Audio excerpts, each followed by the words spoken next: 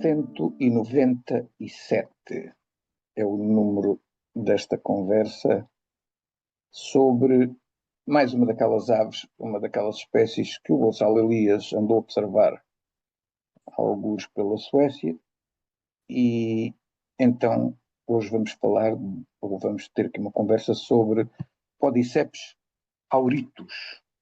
Gonçalo, tudo bem? Olá Zé, sim, continuamos aqui nesta viagem virtual pela Suécia. Não foi nada virtual. Não, virtual agora, nestas conversas, porque eu ia dizer, é virtual agora, mas recordando o que foi uma viagem bem real há 36 anos, no mês de agosto de 1989. E que rendeu muitas espécies. Muitas, muitas, e atenção, que ainda vamos no segundo dia da Suécia, não é? Só que isto, a pessoa quando vai para, assim, para um país distante e vai observar aves, é normal, assim, numa primeira visita a um local novo, encontrar diferentes espécies que a pessoa não encontra no seu país de origem, ou não encontra habitualmente, pelo menos.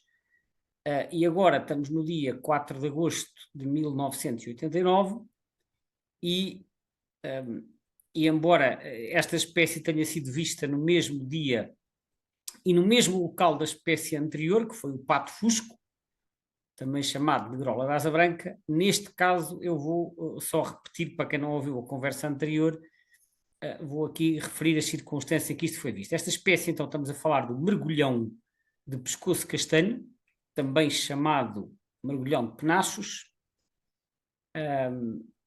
e eu observei este mergulhão num pequeno lago, pequeno não, já não me recordo do tamanho do lago, aquilo havia lá vários lagos, mas um lago já de uma média dimensão junto ao Parque Nacional de Abisko, no norte da Suécia. Ora, Abisko é um parque que é composto sobretudo por uma zona montanhosa, onde as pessoas vão fazer caminhadas, que eu já tinha ido no dia anterior, e depois no dia seguinte, tendo-me apercebido que havia por ali uns lagos, eu e o meu amigo João Cruz, que me acompanhou nesta viagem, fomos dar uma volta para tentar explorar o lago. E quando chegámos às imediações do lago, havia lá um trilhozinho e tinha lá uns painéis a dizer: atenção, é interdito o acesso a esta zona entre os dias 1 de maio e 31 de julho.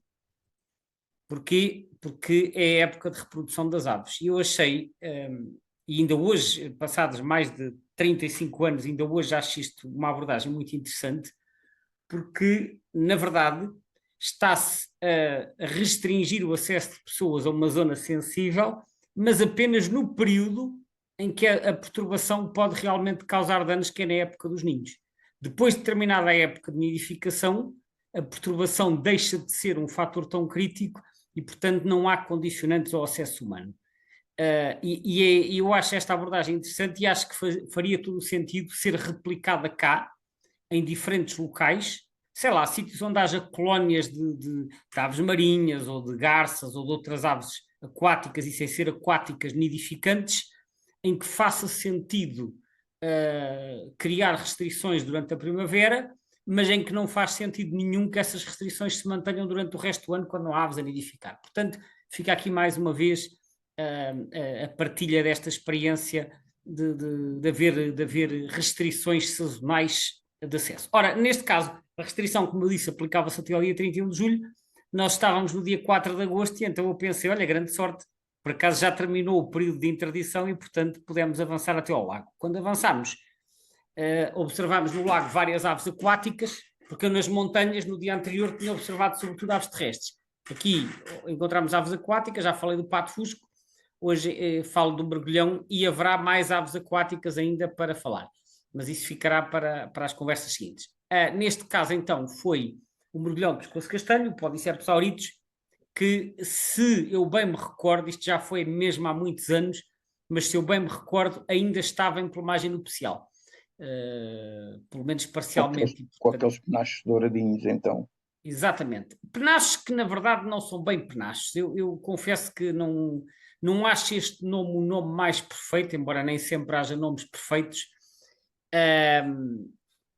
Se bem que o nome mergulhão de pescoço castanho também não é perfeito, é um nome muito comprido e é um nome que eu acho que foi cunhado pelo Sacarrão por tradução do espanhol. Eu já referi anteriormente que muitas vezes os nomes portugueses, sobretudo das aves que são menos comuns por cá, os nomes comuns portugueses aparecem por tradução de outros idiomas. E em espanhol isto é Zampolín Coelho Rojo. Coelho Rojo quer dizer pescoço vermelho. E eu penso que terá sido o Sacarrão que adaptou isto para mergulhão de pescoço castanho. O nome mergulhão de penachos aparece mais tarde numa lista da autoria de Costa e outros autores. É um nome mais curto, tem essa vantagem, embora eu acho que em termos de descrição não será o nome ideal, porque isto não são verdadeiramente penachos. Penachos seria assim mais umas penas penduradas no pescoço, parece-me.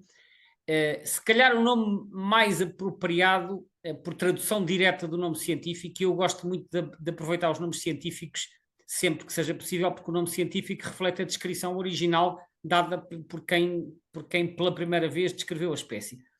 E o nome é Auritus. Auritus vem de orelha, auris, não é? Portanto, Auritus significa que tem umas orelhas grandes ou enfim, mais evidentes. Portanto, se calhar poderia ser mergulhão de orelhas ou mergulhão orelhudo, embora nós saibamos que isto não são orelhas nenhumas, são apenas assim umas penas um bocadinho mais elevadas, douradas, mas, por exemplo, existe um corvo marinho americano que é o corvo marinho de orelhas, portanto, isto não seria, que é o Phalacrocorax auritus. Agora já não é Phalacrocorax que ele mudou de género. Mas, portanto, poderia ser perfeitamente mergulhão orelhudo. Mas, enfim, mergulhão de penachos também não é um nome que eu acho que seja assim tão desadequado. Não lhe fica mal, não lhe fica mal. Não fica mal. Portanto, acho que é um nome, Até porque acho que é um nome também simpático. Se considerarmos aquela relação que existe com os uniformes militares, em que o panache, não é? Portanto, ao fim e ao cabo, eram precisamente assim um conjunto de penas ou qualquer coisa Penas, assim, exatamente. metida na parte lateral dos chapéus, portanto, também não lhe fica mal. Fica Como aos índios, né? Como os índios faziam também. também.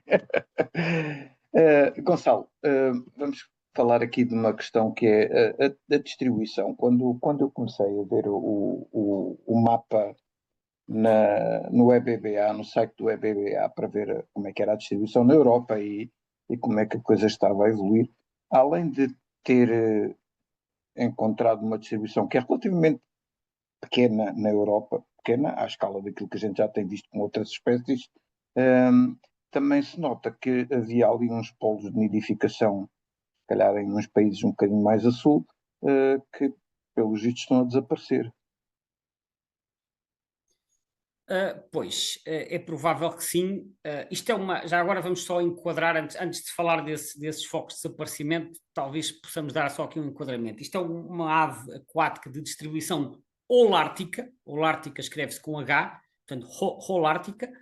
Holártica normalmente significa que se distribui pelas regiões boreais da Eurásia e da América do Norte, porque se for só da Eurásia é paleártica e se for só da América é neártica.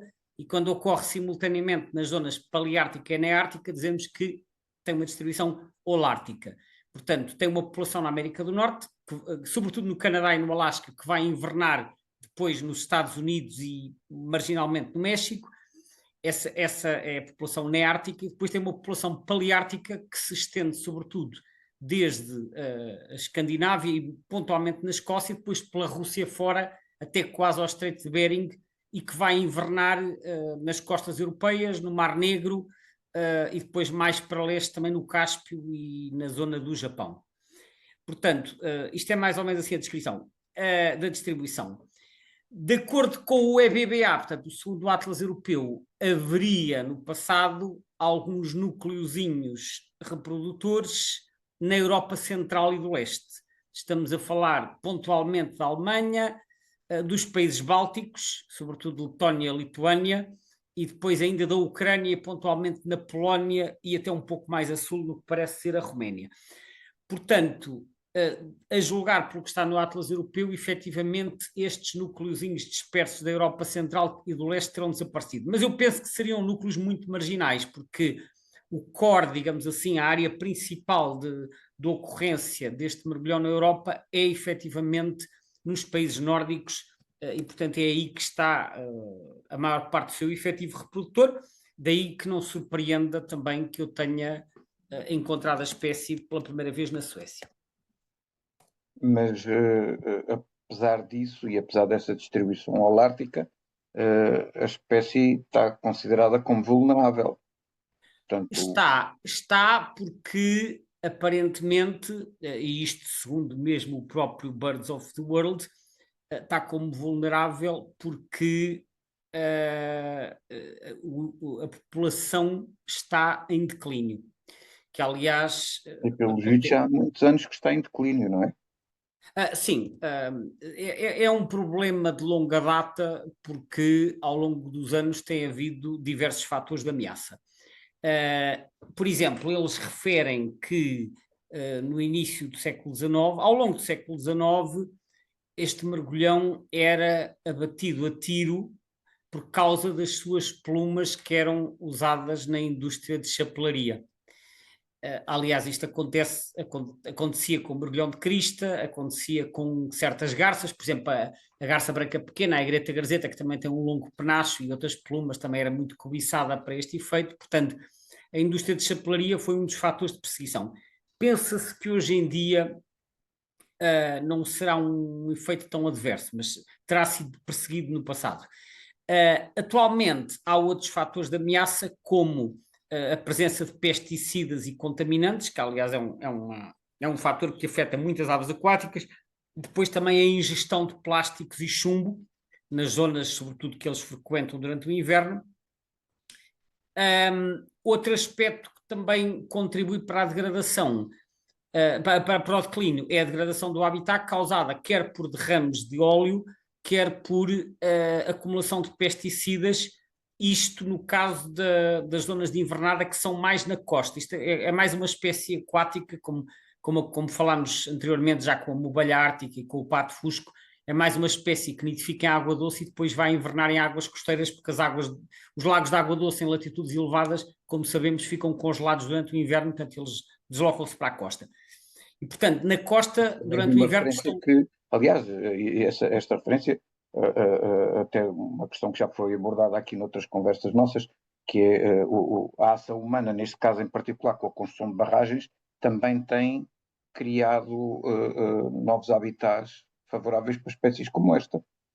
Sim, mas repara, as barragens que nós construímos estão fora da área de distribuição desta espécie. Portanto, eles nidificam muitíssimo mais para norte, e nós sabemos que para as espécies conseguirem sobreviver numa determinada região, elas precisam de dois fatores em simultâneo.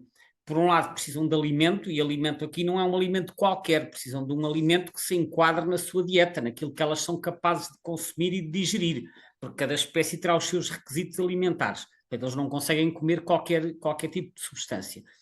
E, por outro lado, precisam de condições onde possam construir os seus ninhos.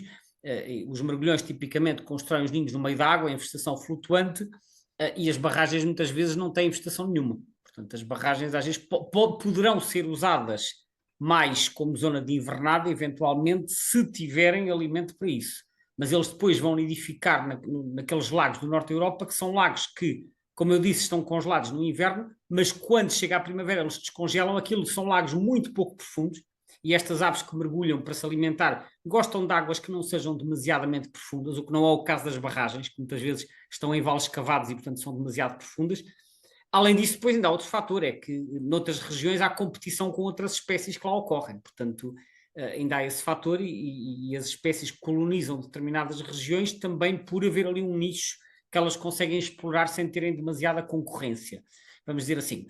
Agora, falando só da degradação do habitat, portanto, nas zonas de invernada é a questão dos derrames e da acumulação de pesticidas. Nas zonas de nidificação, sabe-se, por exemplo, na América do Norte, que pode haver uma degradação dos lagos onde eles nidificam devido à drenagem para a agricultura, que é um fator que também já levou à destruição de muitas zonas úmidas na Europa, quer devido à drenagem, quer devido à eutrofização dos lagos como resultado de certas práticas agrícolas. Portanto, eles têm estado sob pressão, e até aos anos 60, em certas zonas da Europa, também havia ninhos que eram pilhados por pessoas, talvez para, não sei o motivo, mas talvez para se alimentarem dos ovos ou uma coisa qualquer. Portanto, devido a diferentes fatores de ameaça, seja a perseguição, seja a qualidade do habitat, tem havido um declínio populacional e penso que terá sido isso que levou à classificação da espécie como estando vulnerável. Atenção que este vulnerável é a nível global. Eu posso por acaso verificar Sim, como é que mas o está. jogo europeu também está como vulnerável. É capaz de estar, porque assim, repara, temos duas populações. Temos uma na América do Norte, temos outra na Europa, não é? E, portanto, a menos que uma delas esteja extremamente saudável, que consiga segurar a população global, tirando essa situação, eu penso que vai ser. Faz sentido seguir aquilo que foi a classificação que teve a nível Bom, global. vamos ver, estas classificações, convém notar, são dadas pela BirdLife International, portanto, que é quem faz as avaliações das espécies a nível global. Depois, também foi feito, no caso da Europa, foi feito o chamado Livro Vermelho Europeu, que foi feito, penso que foi uma parceria, não tenho a certeza, mas penso que foi um trabalho, uma parceria entre a União Europeia e a BirdLife International. Eu agora estou a verificar no Livro Vermelho Europeu, por acaso na Europa não está vulnerável, está NT, ou seja, quase ameaçado.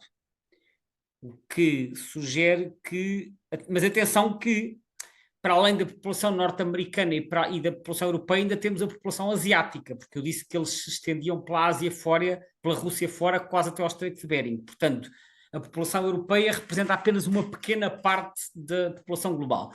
Talvez a população europeia não esteja tão mal, e estou a dizer isto agora, isto é mais uma suposição, porque eu não estive a ler em detalhe, porque na Europa tem havido bastantes medidas de proteção das zonas úmidas, lagos e afins, e portanto, pelo menos, atenção que isto não tem resultado da mesma forma com todas as espécies, mas aquelas espécies que dependem muito de zonas úmidas, e como tem havido bastante proteção com a criação de áreas protegidas, com a adesão a convenções como a Convenção de Ramsar, etc., talvez isso tenha contribuído para que a situação na Europa, neste momento, não seja muito má. Mas, enfim, NT, como eu costumo dizer, é aquela categoria que não é ameaçável. É charneira, não é?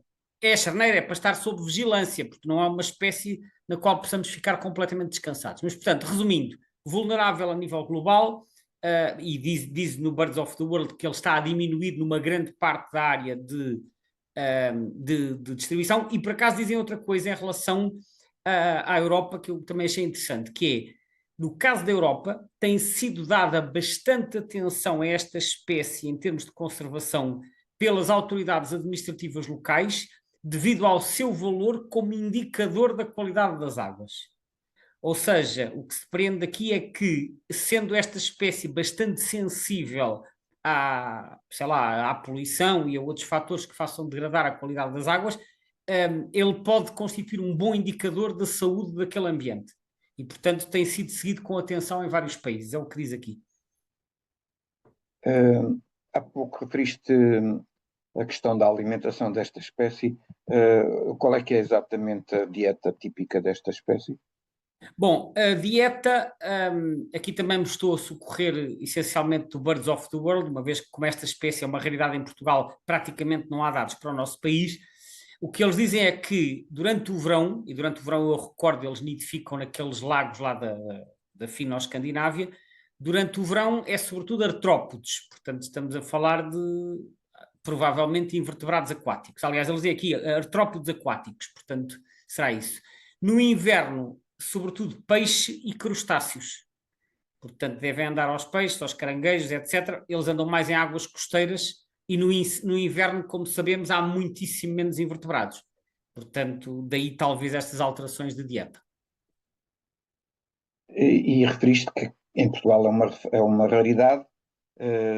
Já houve assim muitas observações e onde é que é possível fazer essas observações? Não houve muitas, de maneira nenhuma. Já agora, antes de quantificar, gostava de referir o seguinte: isto é mais uma espécie enfim, isto agora, nesta visita ao norte da Suécia, têm aparecido umas atrás das outras espécies que partilham uma característica, que é nidificam no norte da Europa e depois invernam em latitudes temperadas, que é como quem diz nas costas da Europa Central, mas Portugal já está a sul da área normal de ocorrência e, portanto, em Portugal só aparecem raramente. Foi o que aconteceu com a mobalha ártica, de que falámos há alguns episódios atrás, foi o que acontece com o pato fusco, foi também o caso de uma ave terrestre, que foi o pinta-rosto de queixo preto. Portanto, são aves que vêm invernar na Europa Central. Pontualmente, há um ou outro indivíduo que desce até ao nosso país, mas o nosso país já está um bocadinho para baixo. Ora, esta ave, tal como o pato fusco, que nós falámos no outro dia, desce até ao norte de Espanha, que é o limite sul da área de invernada. Portanto, há aqui algumas semelhanças. Fica aqui à porta. Fica. Ou seja, no norte de Espanha, pelo que eu estive a ler, aparece anualmente nas costas que dão para norte, portanto, desde a Galiza até ao País Basco, passando pelas Astúrias e pela Cantábria. Mas aparecem normalmente em números muito reduzidos. Aparecem 2, 3, 4 por ano. Em certos anos aparecem mais. Por exemplo, em 2002 chegaram a contar 18 no mesmo local que foi as Marismas de Santonha, que fica perto de Santander. Aliás, este sítio, historicamente, tem sido o melhor sítio de Espanha para ver esta espécie. Entre 1998 e 2004, a média foi de 11 aves por ano. Houve um ano que foi 2010, 2011, em que apareceram 26 indivíduos no total. E nesse ano, inclusivamente, houve um influxo em França e apareceram 2 em Portugal. Eu já lá vou às observações portuguesas. Portanto, nos anos em que descem mais, talvez por ser um inverno mais rigoroso, descem mais até a França, onde invernam umas centenas, aparecem mais no norte de Espanha e aumenta a probabilidade de aparecer por cá algum. Mas tirando no norte de Espanha, onde eles são regulares em pequenos números, no resto da península são realmente muito raros e há pouquíssimos registros no resto de Espanha. E então no interior mais raros ainda. Portanto, isto só para fazer a contextualização da situação ibérica. Em Portugal há menos de 10 registros homologados pelo Comitê de Raridades. Até 2021 só havia 7, e esses 7 registros foram feitos em diferentes locais da nossa costa.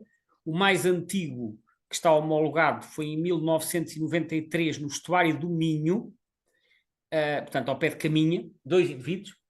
E depois, em 2006, houve um na Lagoa de Óbidos, que esteve por lá durante bastante tempo. Aliás, a Lagoa de Óbidos é até hoje o local com o maior número de observações.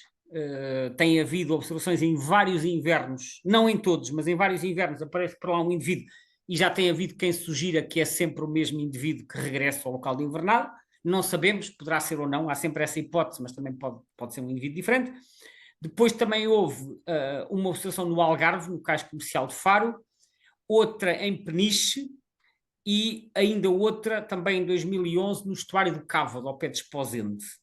Portanto, estas são as observações homologadas. Portanto, recapitulando, 3 na Lagoa de Óbidos, mais uma em Peniche, uma no Cávado, uma no estuário do Minho e uma em Faro. Mas, assim, em intervalos grandes, porque houve uma em 1993, depois só houve outra em 2006, houve 2 no inverno de 2010, 2011 e uma no inverno seguinte, uma em 2017, 2018 e uma em 2021. Portanto, tem aparecido... Estatisticamente, este ano talvez apareçam por aí.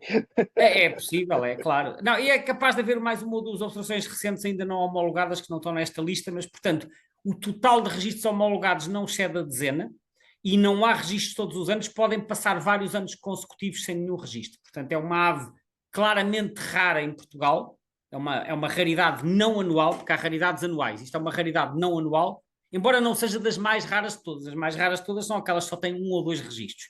Esta é uma raridade rara, mas não ultra rara. É uma ave que aparece, como disse, de vez em quando.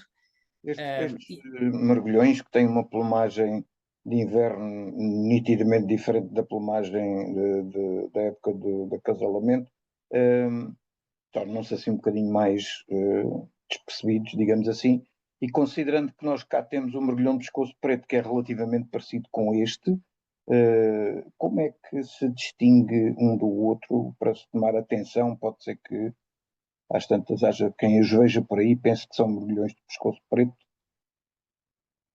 Exatamente, são parecidos, na plumagem de inverno são muito parecidos. Aliás, antes de responder à questão da identificação, gostava de referir que, para além destes registros que eu referi homologados, existem alguns registros publicados dos anos 80, sobretudo quando começaram a ser feitas contagens de aves aquáticas em Portugal. 8 indivíduos, por exemplo, no estuário do Sado em 1982, e 10 a 20 indivíduos também mencionados para o mesmo estuário na primeira metade da década de 80. Ora, isto são números um bocado elevados e hoje em dia sabe-se que o estuário do Sado é um local importante de invernada de mergulhão de pescoço preto. Portanto, estes registros que nunca foram homologados possivelmente terão o resultado de uma identificação incorreta de mergulhões de pescoço preto, que na altura a situação em Portugal não era tão conhecida. Ora, de facto eles são parecidos. O mergulhão de pescoço castanho, ou mergulhão de penachos, é ligeiramente maior, mas a diferença é muito ténue. Agora, onde as diferenças são mais visíveis é no formato da cabeça. Ele parece ter a cabeça um bocadinho mais achatada na parte de cima, não tão pontiaguda. E outro aspecto muito útil, mas que é difícil de ver à distância, é que a face é mais branca e a linha que separa o preto da metade superior da cabeça e o branco da face, a linha está ao nível do olho. Ou seja, do olho para cima é preto e do olho para baixo é branco, grosso modo. Enquanto que no caso do mergulhão de pescoço preto, essa linha divisória está mais abaixo, o que significa que o mergulhão de pescoço preto tem mais preto na face, mesmo em plumagem de inverno. Não é bem preto, mas é assim um castanho, tem a face um bocado farrusca. A linha divisória claramente está abaixo do olho, além de, como eu disse, o formato da cabeça ser mais pontiagudo. Portanto, são diferenças subtis que tem que se olhar com atenção, mas claro que quando a pessoa aprende a conhecer, também consegue distinguir. Além disso, o formato do bico também é ligeiramente diferente. Eu diria que o bico é ligeiramente mais grosso. Portanto, se a pessoa vir um mergulhão destes que não tem a certeza, o conselho habitual é fazer muitas fotos, porque às vezes as fotos é que ajudam a tirar estas dúvidas, e informar outros observadores que porventura possam ir lá observar e fazer e colher imagens, não é? E tirar as dúvidas. De qualquer forma, apesar desta espécie ser rara, como em Espanha é regular, há estatísticas sobre as alturas de ocorrência, e os meses que reúnem o maior número de observações são dezembro e janeiro. Embora haja um período de ocorrência alargado que vai, grosso modo, de novembro a março, mas dezembro e janeiro são claramente os meses com o maior número de ocorrências, o que faz sentido para uma espécie vinda do norte da Europa. Portanto, zonas úmidas costeiras. Acho que há um registro mais recente, eu agora não referi, mas eu vi aí umas fotografias também, este ainda não deve estar homologado, mas há um registro mais recente também na Ria de Aveiro. Portanto, enfim, é um local diferente, mas está em linha com o tipo de locais anteriores, que é estuários e lagoas costeiras. Portanto, estava agora a ver aqui, há umas fotografias, é de janeiro de 2023, apareceu um na Ria de Aveiro, que também deve ter andado por lá há algum tempo, porque estas aves, sendo invernantes, elas descem até à nossa latitude e depois ficam, tipicamente, podem ficar pela zona durante várias semanas. Se encontrarem boas condições de alimentação, ficam por lá até chegar à altura de voltar para o norte. Portanto, há vários casos de mergulhões desta espécie que ficaram durante um mês, por exemplo, ou mais. Um aspecto curioso que eu li sobre esta ave e que deve ser um bocado tramado para quem gosta de fazer observação, é que quando esta ave mergulha, pode estar supostamente 2 ou 3 minutos debaixo d'água e percorrer 150 a 200 metros. O que quer dizer que não deve ser fácil de observar isto. Sim, porque assim, os outros mergulhões às vezes também podem mas se fazer tiveres 10 indivíduos extensões grandes debaixo d'água. Agora ficam lá 9, não é?